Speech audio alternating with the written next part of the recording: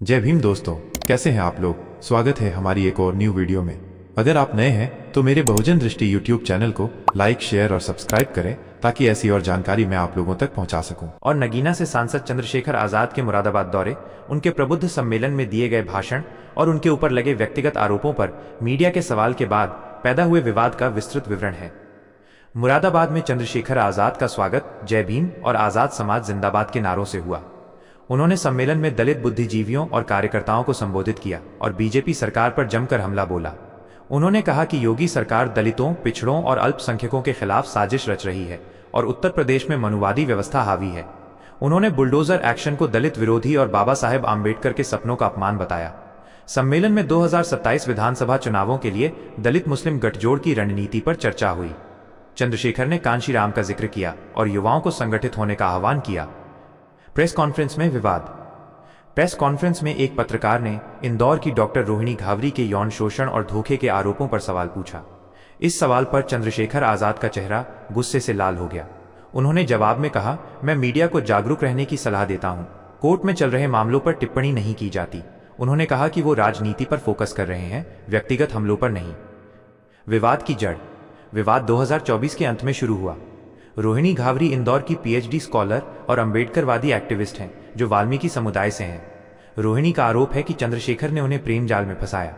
2023 में दिल्ली एयरपोर्ट पर मुलाकात के बाद शादी का वादा किया और भावनात्मक ब्लैकमेल किया। उन्होंने चैट्स, कॉल रिकॉर्डिंग्स और फोटोज शेयर किए जिनमें चंद्रशेखर उन्हें प्रिय और जीवन साथी कहते हैं।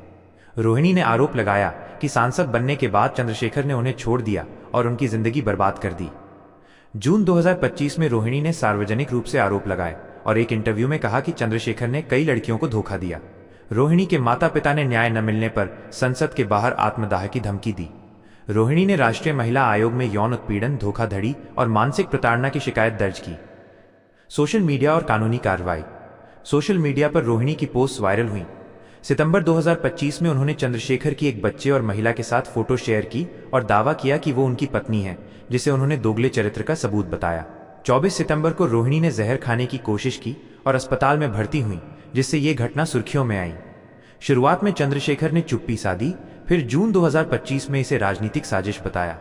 सितंबर में उन्होंने रोहिणी को मानहानि नोटिस भेजा, जिसमें उन पर छवि खराब करने का आरोप लगाया गया। धामपुर थाने में एफआईआर दर्ज हुई, जिसमें रोहिणी पर मानहानि और धमकी का केस है। चंद्रशेखर का रुख और राजनीतिक प्रभाव। मुरादाबाद में चंद्रशेखर ने कहा कि यूपी में बहु बेटियां सुरक्षित नहीं, लेकिन वो अपनी लड़ाई जारी रखेंगे। उन्होंने रोहिणी के आरोपों को धर्म और जाति आधारित प्रचार बताया। उनके समर्थक रोहिणी को बीजेपी की एजेंट और अम्बेडकरवादी मूवमेंट से राजनीतिक लाभ चाहने वाली बता रहे हैं। सोशल मीडिया पर जस्टिस फॉर चंद्रशेखर और स्टैंड विद रोहिणी ट्रेंड कर रहे हैं। इस विवाद से दलित राजनीति प्रभावित हो रही है। कानूनी स्थिति और भविष्य। रोहिणी के आरोप बलात्कार, धोखाधड़ी और आपराधिक धमकी के अंतर्गत आते हैं। अगर शादी का वादा झूठा साबित हुआ तो 7 से 10 साल की सजा हो सकती है। फिलहाल चंद्रशेखर के खिलाफ एफआईआर नहीं है और पुलिस रोहिणी की शिकायत पर जांच कर रही है, लेकिन राजनीतिक दबाव से देरी हो रही है। विशेषज्ञ मानते हैं कि चैट्स और कॉल रिकॉर्ड मजबूत सबूत हो सकते हैं। चंद्रशेखर का मानहानि केस भी रोहिणी के खिलाफ है, जिसकी सुनवाई अक्टूबर अंत में बिजनौर कोर्ट में होगी। ये विवाद चंद्रशेखर की छवि को नुकसान पहुंचा रहा है, खासकर 2027 चुनावों से पहले।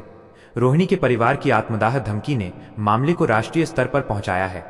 ये मामला महिलाओं की सुरक्षा, दलित नेतृत्व और मीडिया की भूमिका पर बहस छेड़ रहा है। कोर्ट तय करेगा कि सबूतों के आधार पर चंद्रशेखर को जेल होगी या नहीं, लेकिन राजनीतिक प्रभाव जांच को प्रभावित कर सकता है।